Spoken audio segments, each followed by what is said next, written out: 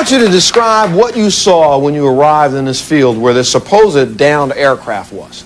Well, first of all, we were in a field hunting for this downed aircraft, and the first rescue team already found it and radioed into the fire hall, gave the coordinates, and it was down in front of us, and we hightailed it out of our search area, went down into there, and we got there expecting a smashed up airplane. Wings, fuselage, etc. No such character. Came down through the woods, and here's this humongous piece of metal laying there. I mean, this thing I've described time and time again as a very large acorn-shaped object. The front of it, or I presume was the front of it, was pushed down into the dirt where the way it came in and landed after it took out the top of the trees and brush and everything coming in. Came back in an oblong shape. Around the bottom was what I call a bumper, and then the bottom was perfectly flat. No signs of propulsion or anything. There was no doors, no windows. There was no ways of getting in this thing, at least none that I seen. There was no seams on it, no rivets, nothing. The only thing I seen was this bumper around it, and it had these very strange markings on it, which I've often referred to as similar to the ancient Egyptian hieroglyphics. So, as a volunteer fireman, we did what we were supposed to do. Find the crash site, do a preliminary investigation for survivors or treat anybody there, which we didn't because there was none that we could see. There was no way of getting in this object.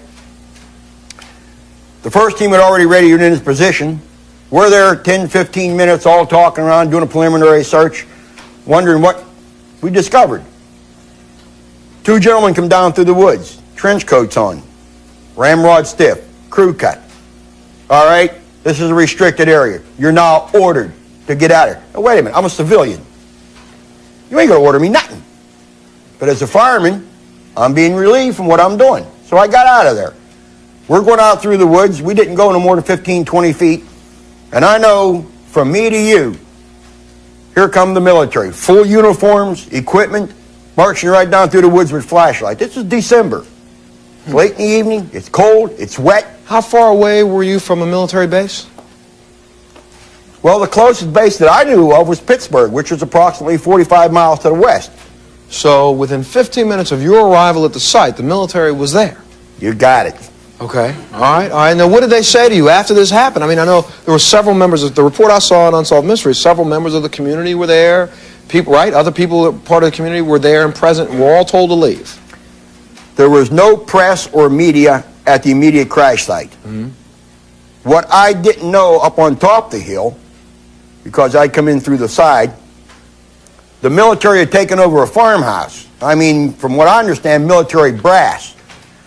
They took over up there, did all their orders and whatever they were doing from up there, and that's where I presume that the military who came down through the woods came from. Because when we went out, we had to walk back to the fire hall, which was approximately the way we had to go, I'd say a good mile. But by the time we got back to the fire hall, it was wall-to-wall military. I mean, there was trucks and jeeps and cars.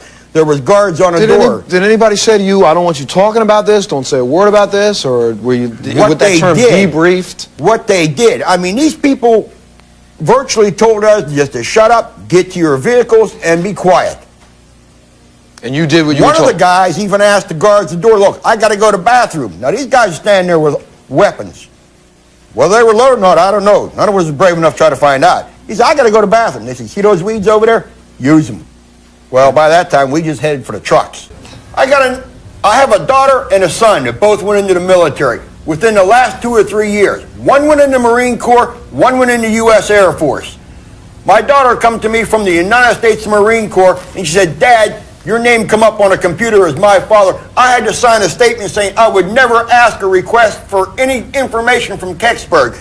My son had to sign 2 statements. Oh, about you? About yourself? Pardon? Any information about yourself? You had to, your daughter had to sign a paper that says she would not ask for any information about you? Not about me, but about Kecksburg. Because my name come up as her father. Okay, but you know what? Then, no, wait a minute, Montel. Okay. Then my son in the U.S. Air Force had to sign 2 papers. One. Jim, wait, let's jump to the chase, because part of the chase here is the fact that I'm telling you, I had some of the highest clearances this country has to offer. I've been through files on top of files on top of files. I still ain't seen nothing yet. But did you have a need to know? But do you, Period. You didn't have a need to know. Yeah, You but never need to that's know. also now, not true. my son goes in the Air Force, and they tell him he can't even request to go to Wright-Patterson Air Force Base for duty because I seen something, and that's where my UFO is sitting today. Maybe his MOS was something that they didn't have a qualification for it, right, Patterson? His MOS has nothing to do with it. Okay, all right, hold on a The minute. government is covering this up. They don't want no one to know. They don't want no one to get access to anything because they're afraid people will find out the truth. The technology, you was in the service. Wait a second, hold on. You really hold on. believe the technology we got today, we came from up here? Wait. Maybe some of it did. Hold on.